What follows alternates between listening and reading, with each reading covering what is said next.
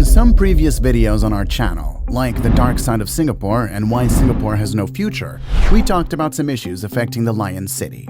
Sure, the country boasts being one of the world's most livable cities with top-notch human capital. But what good is that if the people are miserable? Singapore has some hidden drawbacks that are often overlooked. Let's take a look at a few of the secret cons of living in Singapore. Before we get started, what do you think about Singapore and its people? Let us know with some facts. Let's kick things off with the not-so-secret part that everyone loves to complain about: the crazy high cost of living in Singapore. You'd think with such a tiny land area of just 733 square kilometers and over 5 million people crammed onto it, housing and everything else would be an absolute bargain, right? Well, think again. Singapore has the third highest population density in the world, and over the next few decades, the government anticipates another third of growth. So you can wave goodbye to your fantasy of owning a large mansion. With land getting even scarcer, property prices are going to skyrocket higher than Singapore's already insane humidity levels. These days, the younger generation's humble aspirations include owning a private property before they turn 100, scoring a bigger flat in a fancy neighborhood, and not having to share a shoebox apartment with their entire extended family. Modest goals, we know. But with the median price of a public housing flat at almost $500,000 Singapore dollars and private condos averaging over 1.4 million, you might as well start selling organs on the black market. Of course, if you want to live closer to the city center, be prepared to pay through your nose and then some. The government keeps trying to reclaim more land, but at this rate, they'll be building houses on top of houses soon.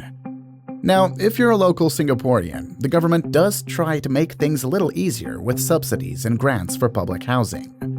But let's be real, affordable is still relative when you're talking about $500,000 for a flat. As for foreigners, well, you'd better be richer than crazy rich Asians, because that 60% additional buyer's stamp duty is no joke. The cost of living in Singapore will leave you drowning in debt from housing to transport to groceries. But at least you'll be broke in one of the most prosperous cities in the world, right? Singaporean workers have a reputation for working some of the longest hours in the world. Considering that the country has one of the greatest GDPs per capita in the world, this shouldn't come as a surprise. The Ministry of Manpower, or MOM, publishes the actual weekly hours worked, as well as the hours worked for pay each year. While real working hours were 43.8 hours per week in 2023, the average paid hours worked per week were 43.6 hours. Long working hours are a normal part of the young working Singaporean lifestyle, despite limiting time for physical activity and adversely impacting their health. Singapore's institutional standards and societal expectations foster an environment that emphasizes job commitment and drives young individuals to work extended periods to attain financial security, support their parents financially, afford rising living costs, and achieve personal goals. Yeah, the non-negotiable work culture supports Singapore's growing economy, but it adversely impacts the physical and mental health of the people. Increased sedentary activities lead to weight gain, while tight deadlines, increased responsibilities, and the desire to work to their fullest to maximize finances contribute to heightened stress levels. With the enactment of a new law in 2021 intended to combat purported foreign meddling, as well as the persistent harassment and punishment of the few critical voices, the Singaporean government has further cemented its tight hold over public discourse. The city-state takes great satisfaction in being a developed, wealthy country, but there is a negative aspect that is sometimes overlooked: the harsh restrictions on the right of free speech and expression. In reality, the Civicus Monitor's People Power Under Attack 2021 report lowered Singapore's civic space classification from obstructed to repressed due to a systematic pattern of abuses of civil rights, especially with regard to free speech. This repressed category is the second worst rating, meaning that fundamental freedoms are significantly constrained. The authorities have yielded repressive legislation such as the Public Order Act, the Administration of Justice Protection Act, the Protection Against Online Falsehoods and Manipulation Act, or POFMA, and defamation laws against human rights defenders, journalists, and critics with impunity. The recently passed Foreign Interference Countermeasures Act further threatens to curtail expression under the pretext of protecting national sovereignty.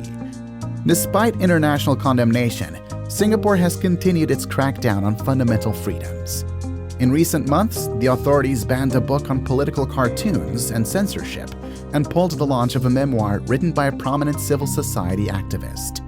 Activist Jolovan Wham was convicted of violating the Public Order Act and ordered to pay a fine, while protesters who called for an end of discrimination against LGBT+ groups were given police warnings. A report by the international human rights group FIDH highlighted how Singapore's laws and practices contravene international human rights standards on peaceful assembly. A January 2024 report from IQ Air revealed that Singapore experiences fluctuating levels of air pollution year-round. Not a shocking revelation for those familiar with the Lion City's emissions woes. Studies have linked High Pollution Standards Index, or PCI readings, to increased short-term public health risks. In other words, when the air quality is poor, people get sicker. Groundbreaking stuff. As a compact city-state, Singapore's pollutants stem primarily from vehicular traffic and industrial activities happening 24/7. But wait, there's more. This tiny island enjoys the added benefit of seasonal haze drifting over from forest fires on neighboring islands. Tropical airs, perfumed with the clarifying scent of burnt foliage. Severe haze incidents are mercifully uncommon, we're assured. Just the occasional blinding smog that sends residents flocking to hospitals. But no need for alarm. The Ministry of Health has advised residents to carry on with daily activities unless the PSI creeps over 100. On a normal day, Singapore's air quality is about on par with your average European city like Prague or Berlin. You know, those charming old world locales famous for, well, air pollution. In the concrete jungle called Singapore, personal space is certainly a luxury that few can afford. Living in close proximity to others is a given due to the country's small land area and dense population. Even the apartment sizes in Singapore are among the smallest in the world, with many families crammed into shoebox-sized flats. Private outdoor spaces are a rarity, leaving residents feeling trapped within the confines of their tiny homes. Here, simple pleasures like enjoying a quiet moment on a balcony or terrace are often out of reach. But the lack of personal space extends far beyond housing. Due to the high population density in Singapore, public areas are frequently overflowing with people vying for little space. A survey commissioned by StoreHub Self-Storage in 2021 revealed the profound impact of Singapore's limited living spaces on the state of mind and mental well-being of its residents. Over 53% cited poor space allocation as a contributor to discomfort, stress, and dissatisfaction among family members. The need for space ranked fourth among key concerns at 48%. After family, 63%, health, 59%, and job security, 51%. In Singapore, having a car is considered a privilege accessible only to the affluent. In fact, Business Insider has determined that Singapore is the most costly place in the world to purchase a car. And it's not just an exaggeration. The costs are huge. Others, particularly foreigners, may find it absurd, yet the cost of cars is purposefully high in this country. This is how the government hopes to lessen traffic jams and the amount of valuable area that needs to be cleared for parking. Every square foot matters in a country like Singapore where land is scarce. To give you a perspective of how expensive cars are in this city-state, according to Smart Wealth, a Toyota Corolla Atlas costs a whopping 166,888 Singaporean dollars as of April 2023.